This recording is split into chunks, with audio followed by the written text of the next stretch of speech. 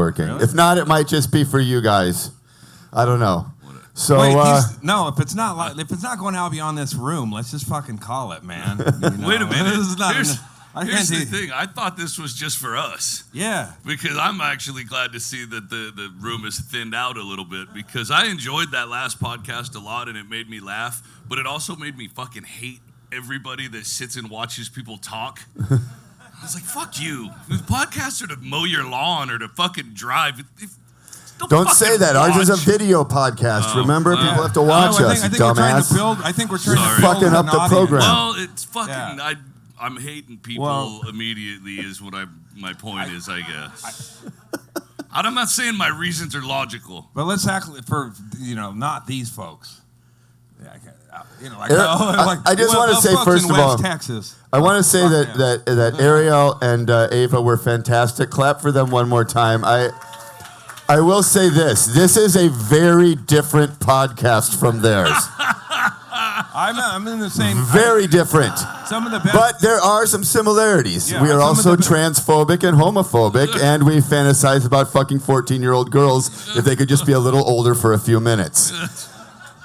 It's like, oh, man. We actually line up on a lot of things. We had a dancer guy, fellow, I got to get the lingo down or whatever, but we hired her on the Man Show, and the thing was, when she pulled out, her tits flopped out, or I don't know how, she presented her tits, and the people that were the audience of the Man Show, they're not like you. They were fucking losers. A bunch of shitheads that fucking stood in line, they get a couple of free beers, but they were strung out.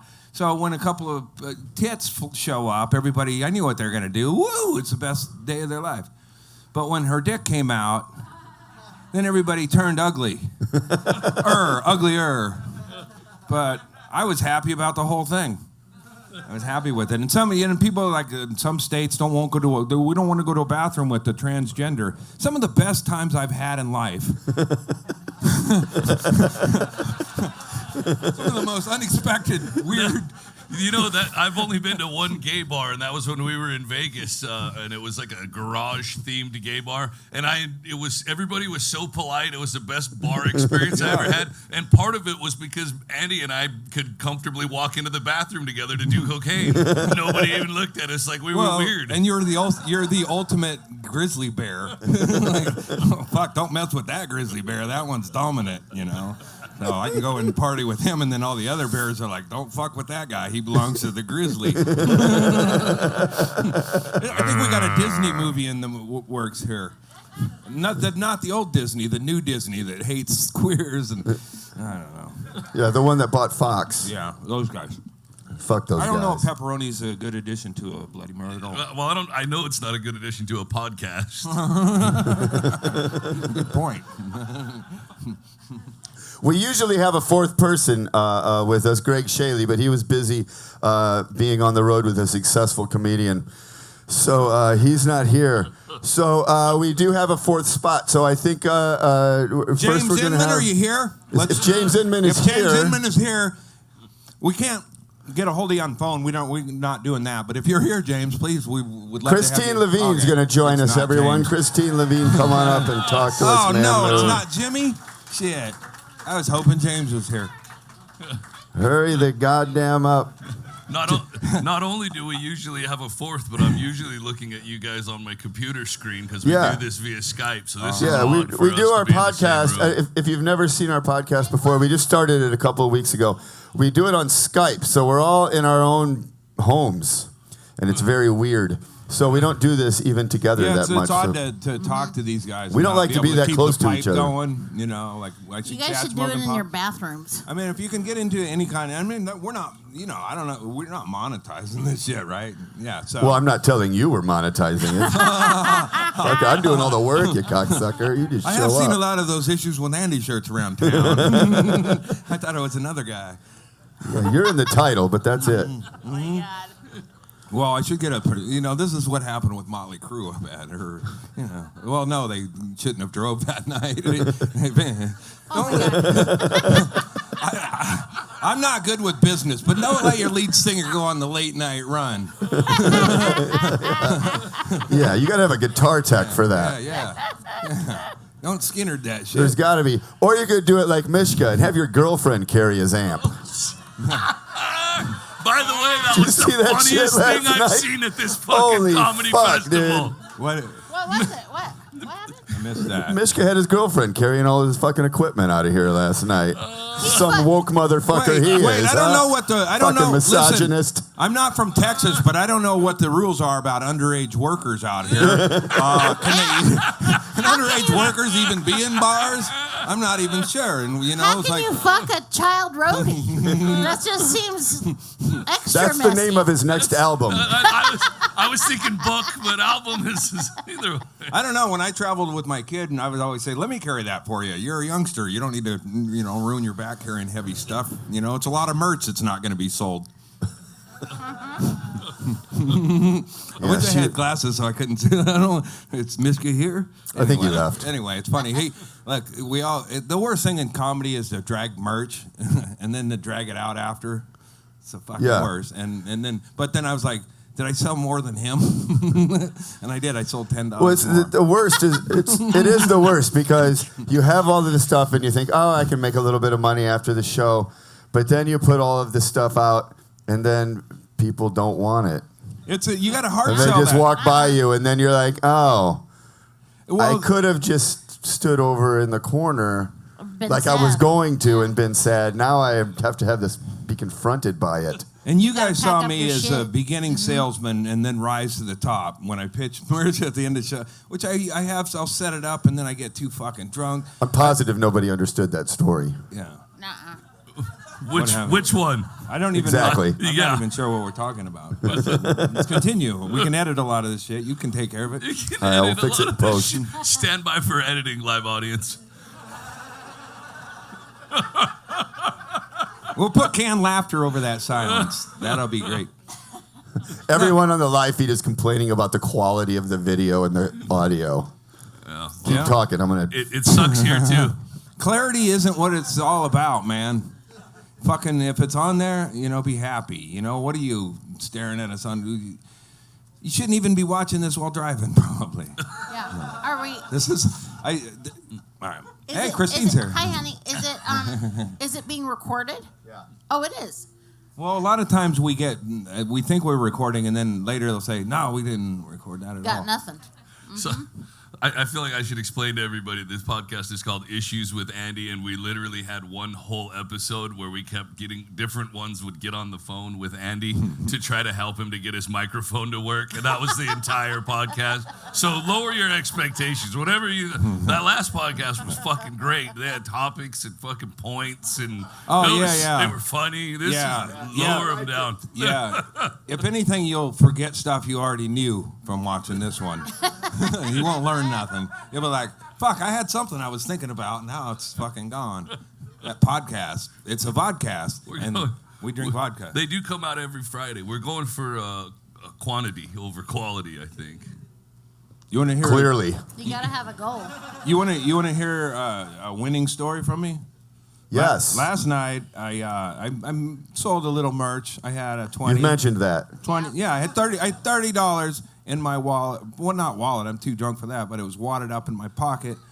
And then when I woke up, I was like, I need to get breakfast. So, you start thinking, I need money to succeed. And I found the 10, and then I couldn't find the 20, but it was in the back of my car. And then there was a wadded up 100 with it. So I have no fucking idea, and I thought it was. Well, I can tell you where you got the 100, but I'll let you keep thinking about it. I didn't get paid.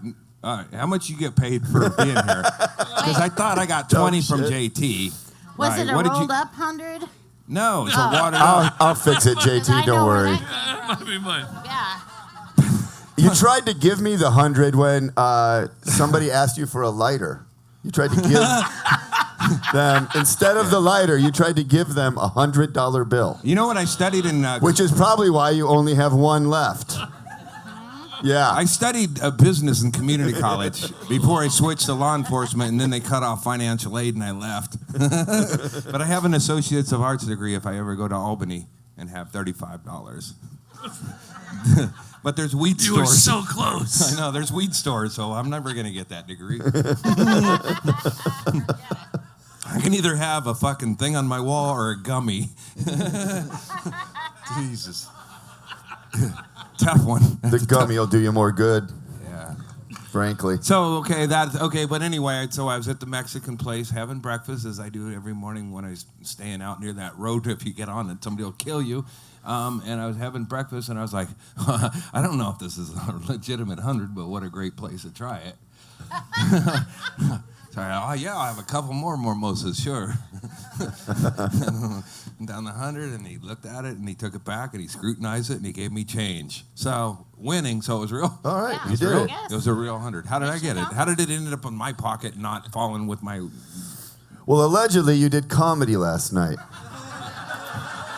And technically, I think it ended up in the back seat of your car, not your pocket. Yeah. So did I get a 120 or did I get a We'll talk I don't later. know. Yeah. Oh, Andy. Jesus Christ. Oh, Andy. The weird part was downtown, you go to those gift shops, and there was one that had fake hundreds in front of it. So I picked one of those up earlier in the day, and I stopped, and a homeless guy said, "You got change or $100 bill?" And I go, "As a matter of fact, I do have 100. And he goes, "Oh, thanks. Oh, you fucking kidding me?" And I go, "I think so." And that's that I'd hoped that, and then it was back in my car all wadded up with a bunch of notes about, it looked like a set list if I cared. Tried. There it was. Oh my God. Oh, So, okay, magic's over. It was just paid. I got paid. congratulations, Andy. God damn, you need a manager. I need somebody to follow me You need a around and nurse. pick up what I drop. It's called no. No one can keep up with you. Maybe you can It's borrow just- Mishka's daughter. Yeah. Yeah, I don't know how to talk to the millennials. the Gen, they haven't identified this new generation yet. No, but it's I think like Gen Z it'll be or the mass something. casualty shooting gen or something, You grow up skittish and you just fall for whatever troubadour sets up their wares. Sings a song about heartbreak. Oh, I love you. I'm sorry. Are you better now? Oh, I wrote the song in 1980. Yeah, I'm over it, but I still hurt. Your grandma really broke my heart. Empathy should be a cologne, or no, fake empathy, or what? I don't know. I'm not good at stuff. Oh my God. We love Mishka. We do. We do. He's great. We love him. And if Jeffrey Epstein were here, shout out to the brothers who are taken away from the mothers. No, come on, it's not that. It's not what we're joking. It's a gray area. Yeah. It's that gray area that we're all a little. She's okay. technically an adult, so it's none of your fucking business, is what it If is. she were a couple years older, there. Andy'd be trying to fuck her. Yeah, let's No, be come on, honest. no. I mean, I need somebody who's got equal mental problems, or somebody I'm already in a committed relationship with. Either or. Xanax? Yeah. No, I'm not. I mean, Xanax is more like a friend I just hook up with sometimes. I don't even really text it or send dick pics to it much. Oh wait, never mind. Here's the problem with, I think, a lot of gentlemen. I don't look at dick pics, but spice it up a little. I guess the ladies and the dudes we're all. If your dick's not in proper lighting, and everybody's too proud of their dick, make it funny. I used to put a cowboy hat on it or something, or a G.I. Joe helmet and put a scar on it. Be creative, because it Had been through the wars? yeah. Wait, like a miniature cowboy hat? How big is your dick? I'm just. 10-gallon hat. I went to a typical Texan store and got a cowboy hat to put on. And turns out my dick is the same size as an intellectual Texan. I'm a West Texan medium.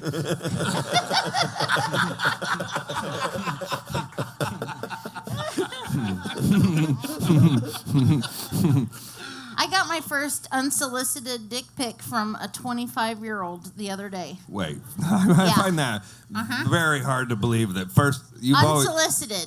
No, I've asked for them from you guys. You just put it out. You guys have sent me your dicks, but this is the one that I didn't ask for, and he just threw it at me. You sent me a picture of your husband's dick with his name on it. Yes. You've now divorced, so we can talk about it as adults. Whatever. But I don't know Photoshop, but that would be the dick I would send around. Hold on. You know. Is it the one with the penny? I put a penny on his his dick name for... was For reference. Yeah, for reference. No, his whole name It's was no written on cowboy the hat, shaft but of it's it. And it was alright. like, you know, I mean, the whole idea about, I guess, sending dick pics is like making a sale. It's like merch, you know, or whatever. And if you send a dick pic, it like creates desire, and then they get there and we don't actually have your size, but it's yours. Maybe you'll shrink into it or something. That's that's why I sent Justin's. If I wasn't advertising it, but I was like, trolling. Well, you needed one to send to somebody else. So I was just giving it to you so that you could forward it. I talked about this before, but the guy I was writing for Christine did a pilot show about working in a porn store, and she wanted me to help. And when people ask me to help, I'm like, yeah, I can do that. And then reality is, I can't do that. I'm not very good at. I'm not even very good at like pen and paper. I had 10 pens and none of them right, and I thrown them out, fucking freaking out. I broke one in the thing, and then people go, whoa, what's going on? It doesn't write. So yeah, we don't know why we had him. So I didn't want to do the mental work. So I started trolling when you could have fun on Craigslist. When there was still fun, to be had. So I was like, I'll just get a dialogue going. I didn't want to go to the porn store. I mean, I was like. First thought, I'll go hang out in the glory hole and just, no, I'm not here. Hang out. I'm just here to chat for or whatever. Professional purposes. What's your motivation? For research. How did you know Uranus was that, And if his dick ends up sticking through the glory hole accidentally, so be it. Just happens. A hole's a hole. It's 2019. You Research. Yeah. It's research. So I got on Craigslist and I found a guy, it jumped out on the page who was a human toilet. Yeah. He called himself the human toilet, and he was looking to be pissed on in public, right? And and so we started talking. Thing. We talked most of the afternoon and well into the. That's probably really what he needed the most. A friend. Somebody to talk to. I don't know about him, but I was sure. It sure filled a void in my life.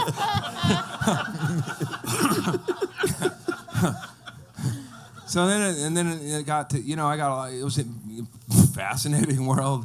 And like that guy he got kicked off Saturday Night Live for some China jokes or what a Chinese, I don't know, I didn't get all involved in that. But I knew I knew before that if I would go meet this guy and piss all over his face in public on a new shirt, I would look like the asshole if other people saw it. Like somebody, cop riding by on a bike, that poor businessman in that crisp white shirt doing on the ground, and why are you peeing on him? We're friends on. Calls himself the human toilet. Yeah. So I did what a lot of I had my fun, and then I was like, I can't really meet you. I got other stuff. I have a cracked windshield. That's actually what I use. Like I got a cracked windshield, and the guy. Yeah, You sent him pictures of somebody else's dick. I sent him a picture. Told him you had a cracked I sent him a picture of her husband's dick. And he was like, "Oh fuck, this guy's a fuck. He's gonna hit me with an elephant cock and piss all. This guy had dreams. Yes. He was gonna escape the mundane for a moment in time. He was gonna transcend all his weaknesses. I was baiting him for my own amusement. Well, I was trying to write something. And then what'd you do, Andy? I said I can't meet you, and then he sent me the, please, it was a very passive aggressive, like a Mishka breakup or something. No, I just gotta hit the road. The road calls to my spirit. It's like the ocean. It's like the ocean, babe. I'm gonna go cry in the van. When the pubic hair starts showing up, I just gotta hit the sail. Is he tough? He's tough, right? He's Michigan taking a he's beating tough. in this. So all this is done in love. But so I sent him, and then he was like, and then I felt bad about it. Like, well, I mean, this guy just wanted me to piss in his face, and I just like, I said I was going to do it, and my piss is they're coming from a big nozzle, and it's going to be great, and I'm well hydrated. Yeah. And he was so happy. Crushed him. And then I crushed him, and then I felt, I have empathy. You have an obligation, though. I have empathy. I saved a squirrel the other day, and I'm not sure I saved it. He looked like Sean Rouse. He was fucking weak. He was a judgments like that. We'll get back to the piss guy, but you put some water down. Your squirrels are dying, man.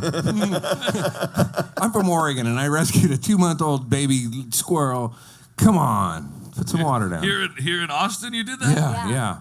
Yeah, I had to make phone calls, and I was in a panic. I was on blow. I shouldn't have even been driving.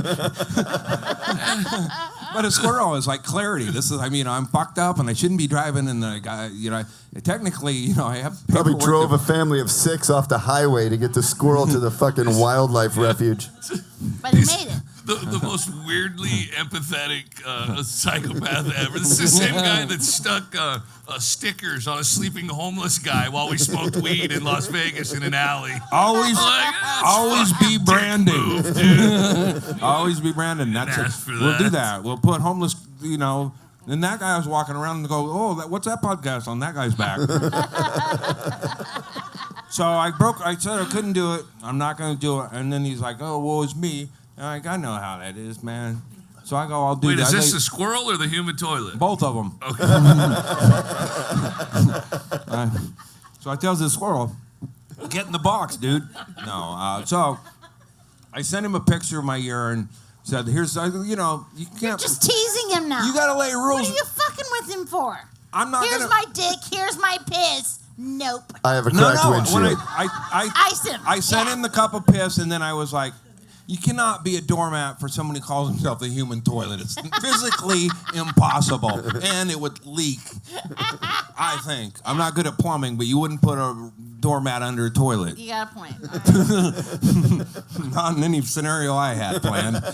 So I sent him a cup of piss. It was like this cup. It said Dutch Brothers, and I filled it up, and I was like, this is my, and it looked good. It was, it looked good from a distance, and but it was, I was on antibiotics or something. Yeah, you did tell me that you had drank a lot and you had got properly hydrated for your mission. It looked good, but it was the most foul-smelling piss that I could have put out without asparagus and cum in it, or someone else's cum. I think if there's cum in it, it's not piss. What would that be called? Like cum. What happens when you got a pee and you also put pre-jizz on top of your pee? Would that be... Anyway, Well, that's another podcast. We got off topic from being off topic. I think we need to call Shaylee for some technical advice. What do you call that? It's... Anyway, get out there and get to know people. Get involved, because this guy, I sent him a picture, and he goes, it looks delicious. And I go, well, here's what I'll do, man. Dude, I'm not your. Because you weren't on a first name basis with the guy yet. No, he's he's a fat ginger bottom is all I knew to look for. But I go, and he goes, look, I will hand this to you, and I'll give it to you, and you can, do what you want. Do your own laundry. I'm not. It's not my thing, man.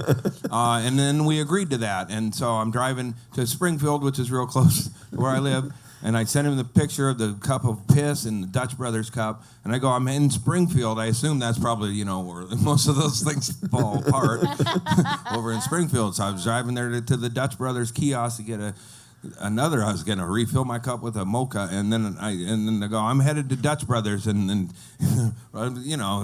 he's right on it. Like when you got a hot thing, it's like, beep, beep, it's right back. Yeah, he wants it warm. So you probably know more about him than I could ever understand. But so anyway, I was got to. I go there. I'm going to the Dutch Brothers, and he goes, I'm at Dutch Brothers. Yeah. So I'm like, okay, it's a drive-through thing, and then I go through the thing, and then I see Fat Ginger Bottom, and he's got a nice place. Like, oh fuck, I didn't even dress shirts went that large, but. We're all shut-ins in our own heart. But so I roll down the window, and I have a hunch. I'm 2 cars behind the order window, and I go, piss up, and then this is the thing. I'm not used to people being happy around me, so I didn't know. And I was like, okay, this is the guy. He's fat, and he's very happy. And he had a cup in his hand, and he goes, "Do you want a mocha?" Oh, yeah, that's exactly what I was going to order. He got you so coffee. he gave me a mocha, and I gave him the cup of pee, and he took it, and he's like, you don't want to be triggered when you're 2 cars behind in the coffee kiosk. I was like, oh, get out of the fucking way. I got to get out of here. Anyway, I hope that, pilot will lead to something. The pilot is called Life is Ass, and it never... We had Roseanne pitching it right before she got really fucking high. I mean, we were really going to do it, and then she just didn't want to anymore. I think she did that on purpose. Well, she didn't have to be I think what bothered. happens is we get involved with people, and no matter how successful they are, we're toxic, and they think, well, we'll help them, and then they get cancer and die a lot of times, or they could start dating underage. Yep. Or the gray area. No, Gray is my favorite color, but I don't like the gray area. Anyway. Andy, you and I are the kiss of death for any project. Any project that you and I have been involved in, that just dies a slow, painful death. Well, I mean, Joe Rogan rose above the Man Show stomp of, Doug I wasn't and Joe. on that one. When I worked on the Man Show, Doug and Joe were 2 young comedians, fresh off of the circuit, with hopes and dreams, and then I go, you guys drink? You guys do drugs at all?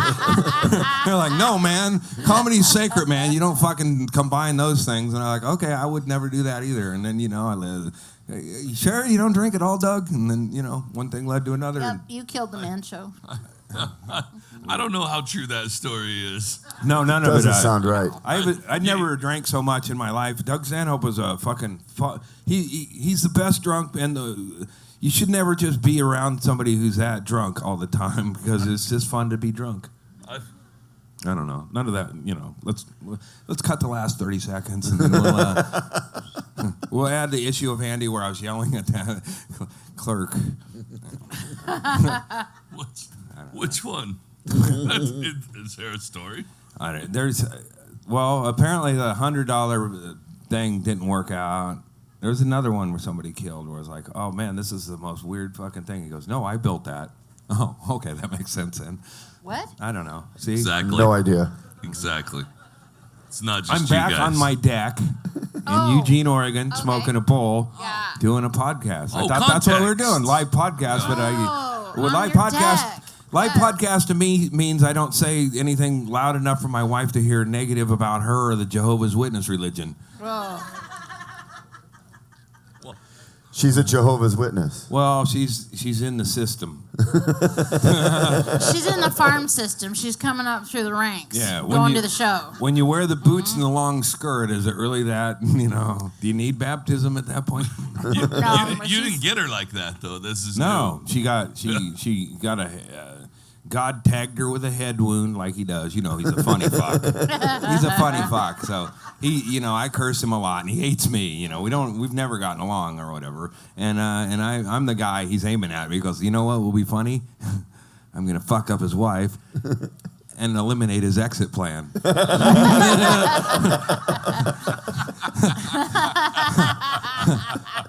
And I Googled, did Newt Gingrich write a how-to manual? How to cut and run like a cunt?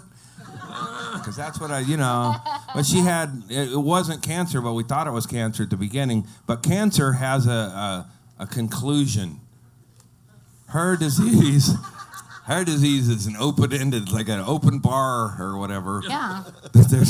So it just is what it is. But I think through the chemotherapy and me being in, I don't know, people who take care of people who are sick and dying or have a fucking problem get nothing, I'm not, this is a bit of a rant here, but if my wife had a fucking disease and hobbled, everybody's worried about her and everything. It's like, nobody come up to me and said, man, how is it? Did she cry out and moan like that when you're, it's like, that must be unnerving, huh?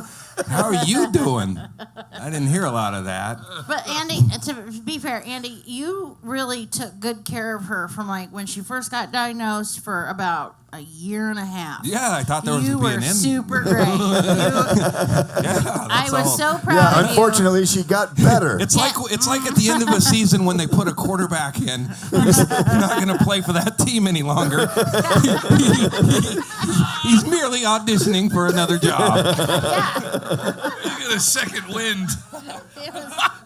You were just so good. But you accidentally made the playoffs. Oops. Yeah. Then I got hurt in preseason.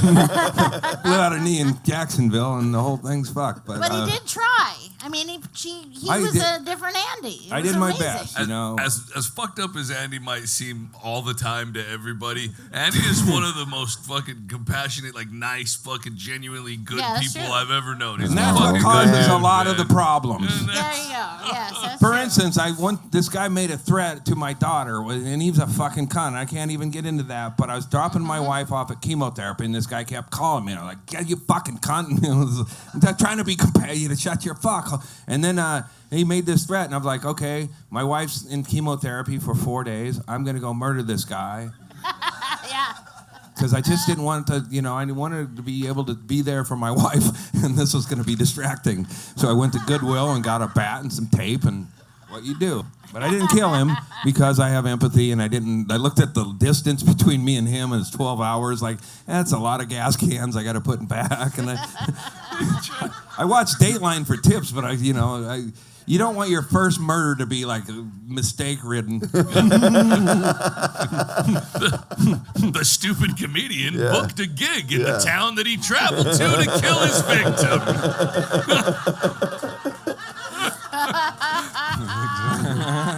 Exactly. That's why when I went to Florida to confront an old boyfriend from the 70s. Like, I'm not good at breakups. And he sort of had emotionally my record collection. You needed closure. So I went, Levine, I go, I need to tape a podcast. I'm going to Florida, and I said, but I wanted to have something, and it did turn out to be legal. The judge eventually listened to that and decided the whole fucking matter on it. But I was like, I'm probably, if I get murdered, people throw the term extortion around a lot. What is it really? And this guy jerked me off. He took pictures of me, and I was like, look at me when I'm young. Macaulay Culkin-esque, I was a high dollar little odd item, and I got underpaid. I know if I got $1.20. He promised you a car. If I got $1.20 here, with inflation, I got paid better there. Definitely better than 20. But either way, it ended up wadded up and lost. But You didn't get the car. no, so this guy promised to buy me a car. The last couple of visits were like, I'm just going to get drunk and tell this guy to fuck off. I was an adult by then. I was in my 40s. It's like a freshman in high school, and then he's like, he's going to buy me a car. And then we didn't see each other for a while because it's like, I'm not sure what that was a dream? Whoa, fuck, I'm not going back. And then I went back one more time, but it was not because I liked him. Not because that's a problem with being a victim. You don't, like a kid victim, there's no Tinder for a kid. He didn't get to look through Different molesters to see which one you want. Football coach, youth minister, neighborhood guy with a pool.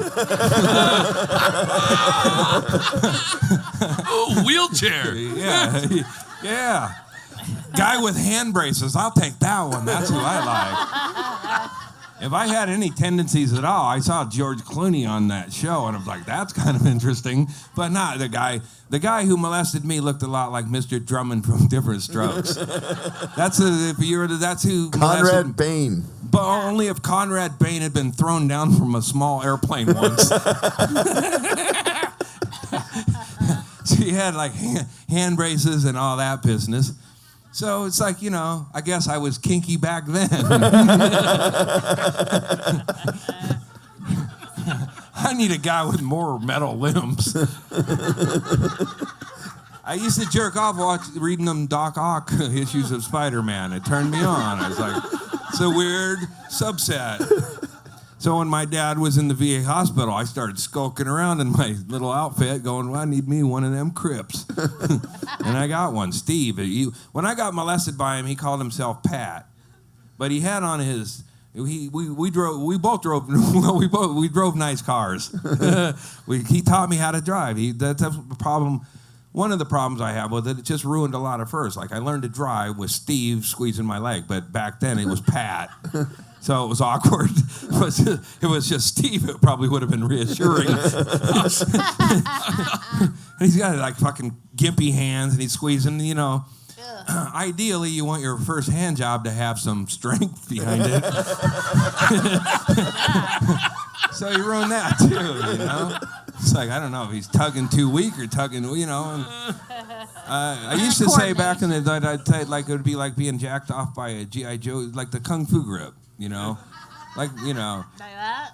So it wasn't. None of it was very good. None of it was very rewarding. But me and Steve is anyway. I don't even know what we're talking about. Your car. He was gonna. Yeah, he owes me a fucking car. So he said he's buying me a car when I graduate. And I felt like like comedy. You get sometimes there's I don't know what the money's gonna be. Clearly. Is there money? Or where's the money? Did I get paid? And maybe you did get a car.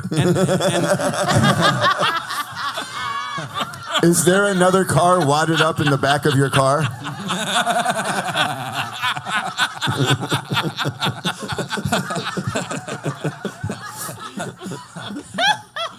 How the fuck would I know? Probably. Anyway, I mean, one thing about it is I gave him an A project string art from 7th grade math that was an owl, so I kind of wanted that back. But I did want a deal's a deal, and I'm not very good at business, as you probably speculated on. But that one bothered me, and it's like I want that car, and I also feel like I need to forgive my father and not murder myself or him. But mainly, the car would be cool. So that was my thing, and I told her on the podcast I was going to show him my diploma. You tracked him down in Florida. I tracked him down. Yeah, it's easy enough when you're crippled. No, he was kind of hidden out. He was in a gated community, so it was like tough to get to him. You had to draw him out. Well, I out of the nest. I was gonna swim the moat. There was a moat around it. And I was going to swim, and then I was like, I watched Dexter before it really jumped the shark. I watched it all the way through, but come on. He went away from the whole It got fun. stupid at the end. Hey, your dad should have been season 2. Your old man's still haunting you. But anyway, I was going to swim the moat, and then I had cable guy type stuff. I just kind of wanted to get his picture, for one, and then I don't know what I kind of want. I mean, I was like, it's sort of I wanted to crawl up under his RV and follow his family out on vacation and wait for him to rent the houseboat. So I queered my own plan by getting on Levine's thing and putting it out all legally, so I wouldn't have that maybe I don't want to tape him. I want to fucking tape him up. Yeah. So he came out and we met and everything. But when I slid him the diploma, he looked at me like I was shitting in his fucking overprivileged face. And that hurt, He's not getting my string art. I'm not getting my records back. He ain't gonna. Do you feel like he remembered you? No, he did. Like Doug asked him, do you remember, right at the beginning. Yeah. So anyway, I mean, Paul Provenza smokes a lot of weed, but he's been working on a movie about this whole story for 5 or 6 years. Send him less potent weed or something. Doug Stanhope called this guy. He got him to come out, and then this guy was nervous about. He didn't tell him Andy Anders wants to meet up and go to Sizzler again. Maybe have that. You know what he likes, that Malibu chicken. Get the cheese toast to go, so when he wakes up and he's all dry mouth from being drugged, he'll have a snack. I still use a lot of the same tricks today. So we partied and we watched porn and we hung out, but I still wanted that car. And then I slid that. He came out in public. He brought a cop, which was great because oh, good. Again, my instincts were, I was like, just, I was a ninth grader last time we saw each other. I'd just like to just slap him in the face or, just something fun. Like, how it is. And he brought his wife. He brought his wife who didn't speak. And a cop, yeah. Yeah, and a cop. I mainly focused on her, like when there's an authority around. But she was a Filipino lady in a white nurse's outfit. And I'd been following her for a while on Facebook, like you do when you're getting ready to fucking implode a family.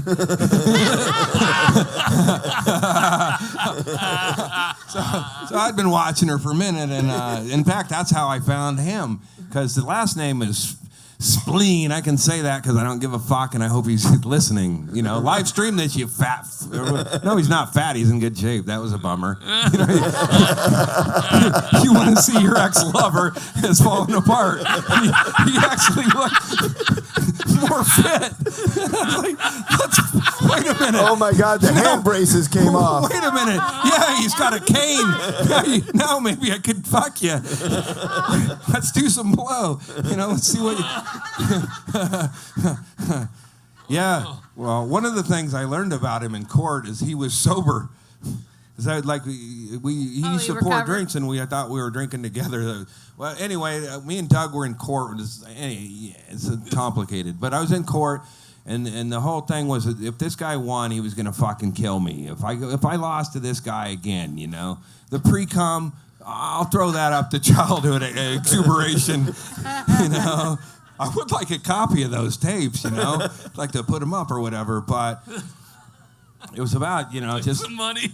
Well, yeah, okay, so this was, Andy and I have talked about this a lot. Like, if Andy got a hold of his old tapes and his old photos and then put them on a website to make money, is that wrong? I mean, that's him as a kid, child porn. Really, there's no victim because... Could you exploit your own self? That's what I mean. On the internet, and not in a podcast form. But, yeah. That's like a Law and Order episode. Dun dun. Yeah, and I also had, I had two philosophical questions the whole time I worked on the Man Show with Doug. One, if I put my own child porn up, could I make money on it without having legal problems? Right. And the other was just like, one of them Jurassic Park ones. Like if I could clone myself and then fuck myself and made him a victim, could I be his manager? Could I get on top of this thing and try to direct this thing? I'm not sure that's exactly what Jurassic Park was about. No, it's a little. I think that was 3. I didn't watch all the way up to there. I'm not sure. Yeah, I just put it. Andy, I'm fucking sorry that all that stuff happened to you, but I'm so glad that it made you fucking hilarious. Because... Well, I've sort of outgrown some of the pain and definitely the sweatsuits I got. You think it's wicked weird to find a wadded up 100 in your backseat. You try going home from working for some dude with a shiny new sweatsuit and money. They're like, oh, wow, that's cool. I used to say I was my rich uncle. Your parents never with asked benefits. you. No, that was They never thought anything.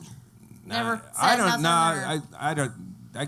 My old man must have figured it out at some point, but he sat there in his chair. But he was like, well, that was part of it. I had to fucking get over how much I like my dad. I love my dad. My dad was a sarcastic cunt. And God, my dad loved God, and God did not reciprocate. A little one-sided. That's how it is for a lot of people. No, I mean, he kind of did in Old Testament ways.